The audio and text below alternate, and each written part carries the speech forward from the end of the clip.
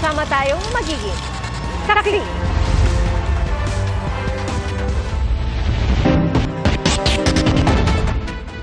Sugatan at namamaga ang mata. Yan po nangyari sa isang basketball player na umawat lang matapos mauwi sa gulo ang isang championship match sa Baliwag, Bulacan. Saksi, si Jamie Santos. Nauwi sa suntukan ang basketball championship game na paliga sa Barangay Subic, Baliwag, Bulacan. Ang basketball player na si Nat Gelarde, sugatan at hirap pang idilat ang namamagang kanang mata. Siya raw ang pinakanapuruhan sa lahat ng umawat mula sa kanilang team. Una po kasi nagpe-free throw po yung kakampi ko po. Hindi po na-shoot yung bola. Ngayon po nakuha niya po ulit. Tapos po pagtira niya po, sinahod po siya. Siyempre po delikado po yung ginawa niya. Kaya kumbaga nadala na rin po ng emosyon yung kakampi po namin. Umawat lang daw siya nang bigla na lamang sakta ng kabilang team ang kanilang kasamahan. Bigla po akong nasapak po sa mukha. Tapos pati po sa batok. Tapos nung nasapak na po ako, napahiga po ako. Tapos po nung nakahiga po ako, madami pong tumatadyak sa akin. Nakagano na lang din po ako. May ilan pa sa kanyang teammates ang nagtamuri ng suntok sa iba't ibang bahagi ng katawan. Sobrang intense po siguro nung laban, nagkaroon ng kumusyon. Nung umaawat ako, tinamaan din ako. So, tinamaan ako sa mukha, sa batok. Ang masakit lang, siyempre, magkakasama din kami pag nire-represent namin yung barangay. Ngayon, hindi tropeyo, kundi hustisya ang hinahanap niya at ng iba pang sinaktan. Agad namang inaksyonan ng barangay ang nangyaring insidente. Meron na pong nangyaring initial na investigation. Nahanap na po namin kung sino po yung nanuntok, kung sino po yung nasuntok, napadala na po namin sa hospital. And at the same time, lahat po ng involved, alam na po namin. Humarap sa GMA Integrated News ang ilang miyembro ng kabilang team sa kondisyong huwag ipakita ang kanilang mukha. Ilan daw kasi sa kanilang miyembro ang nakakatanggap ng pambabash at pagbabanta. Pero hindi rin daw nila inaasahang mauwi sa gulo ang game. Humihingi sila ng paumanhin sa kalabang team. Hindi na rin po na-control ng bawat players yung kanya-kanyang bugso ng damdamin, yung emotion po nila. Kaya po nauwi siguro sa ganun. Yung may nasaktan po, may kailangan pong bigyan ng gamot o tulong. Bukas naman po yung team namin. Para sa GMA Integrated News, ako si Jamie Santos, ang inyong saksi. Mahigit 100 pamilya ang nawala ng tirahan sa sunog sa Quiapo, Maynila. Pahirapan ang pag-apula sa apoy dahil sa dikit-dikit na istruktura. Saksi, si Ian Cruz. Sa kuha ng drone, makikita ang kapal ng usok at lawak ng sunog na sumiklab magtatanghali kanina sa Globo de Oro Street sa Quiapo, Maynila. Magkakadikit ang residential buildings na may 3 o 4 na palapag ang taas. Napakalakas pa rin ang usok dito nga sa nagaganap na sunog sa Globo de Oro dito sa Quiapo sa Maynila. Kaya naman tulong-tulong yung lahat ng mga rumisponding bumbero para maapula na ang apoy. Tinatayang nasa 120 pamilya ang apektado ng sunog. Ang ilan sa kanila natupok lahat ng gamit. Wala kaming nailigtas na gamit Naisa wala.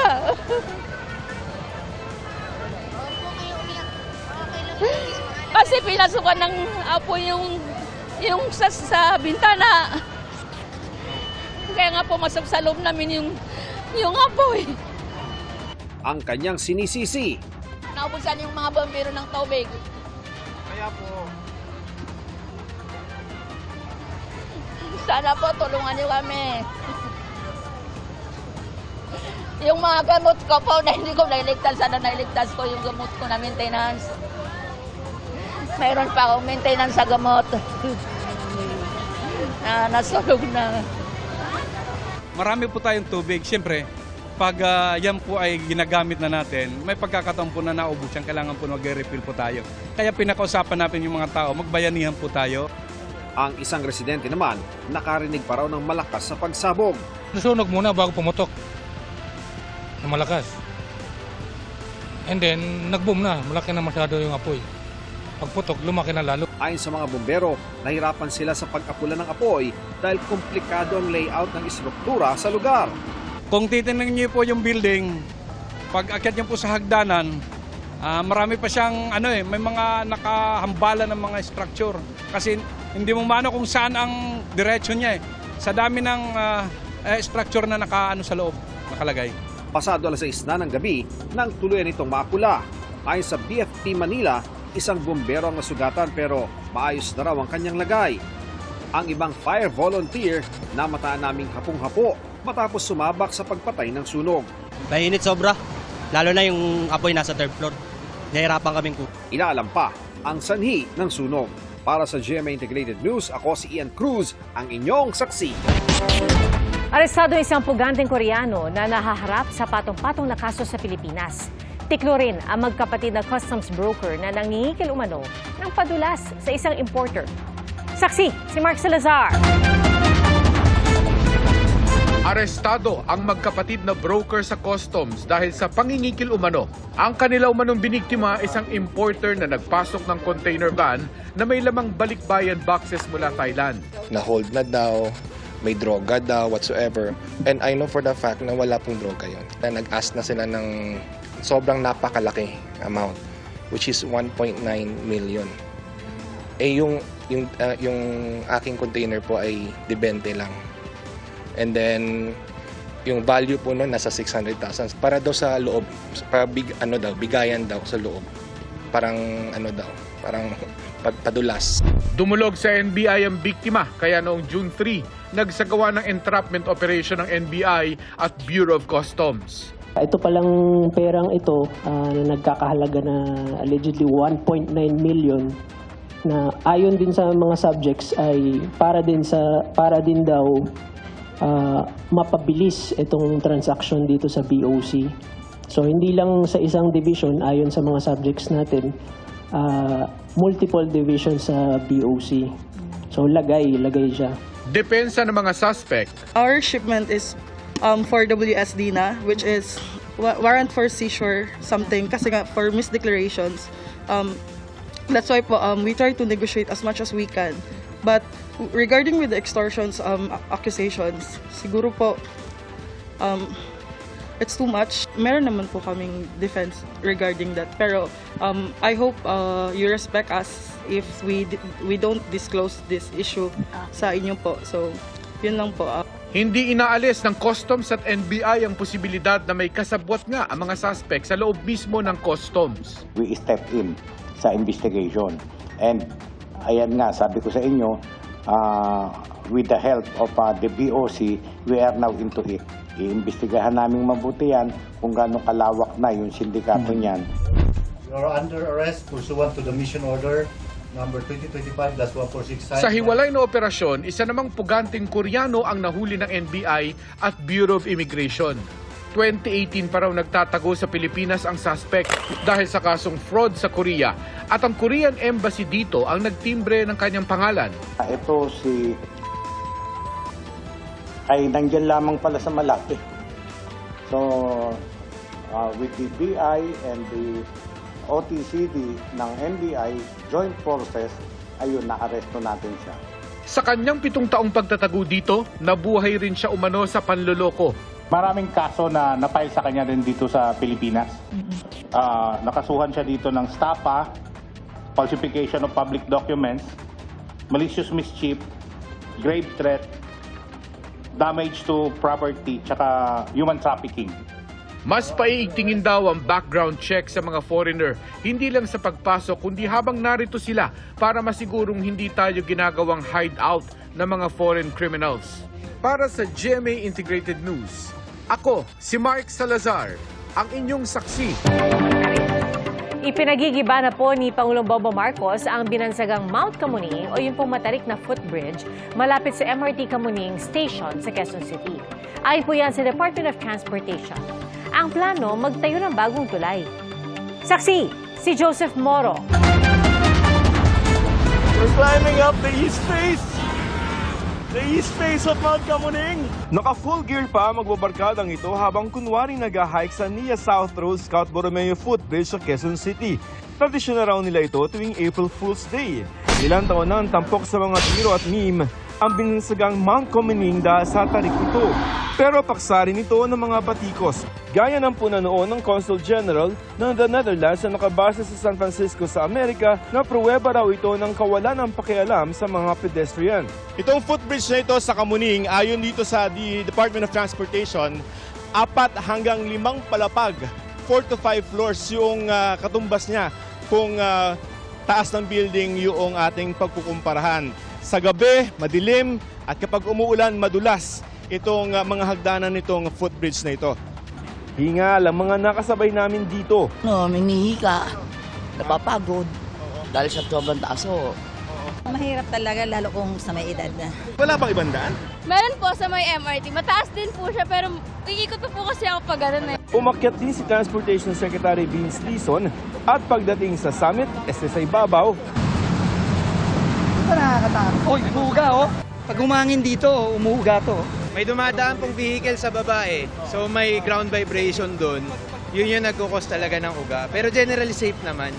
Hindi naman po tutamba. It doesn't feel safe.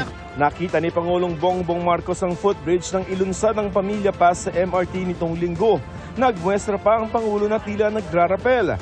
Ang utos daw niya, Tear it down and build a better one. Agam niyang dekada na talagang ganito, ayusin naman natin para sa mga kababayan natin. Tinanong namin ang mga kapuso online kung pabor sila rito.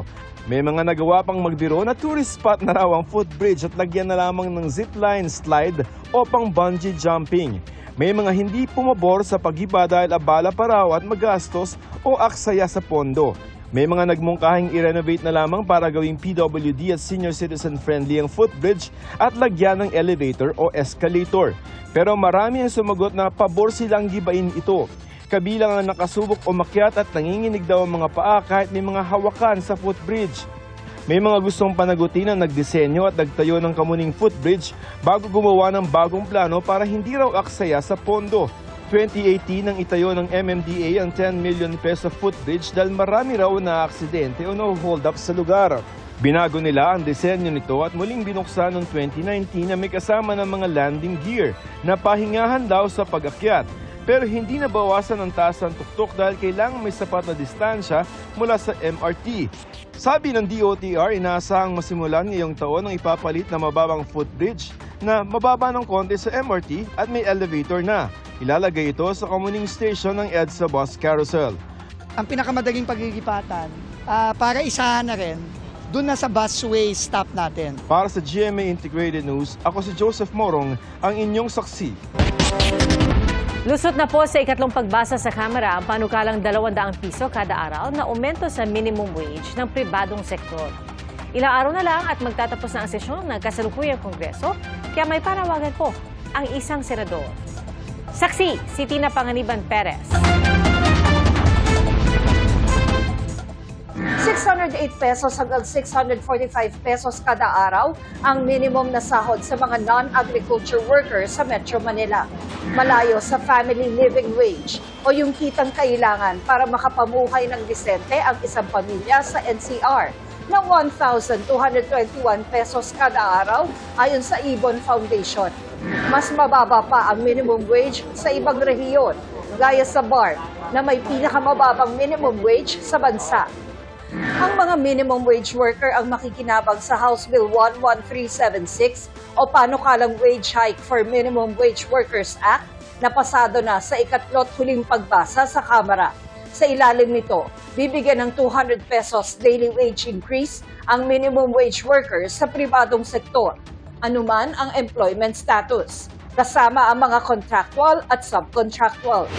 172 ang bumoto ng yes, walang nag-no, at isang nag-abstain. Iti ng tagumpay. Thank you. This time, the manggagawang Pilipino, panalo. Kailangan ng bawat Pilipino ang sahod na hindi lang nakakatustos sa pang-araw-araw nilang pangangailangan, kundi sahod na makapag-aangat ng kalidad ng kanilang pamumuhay. Panahon na para tuldukan ang 36 taon na pagkakait ng legislated wage increase sa mga manggagawa.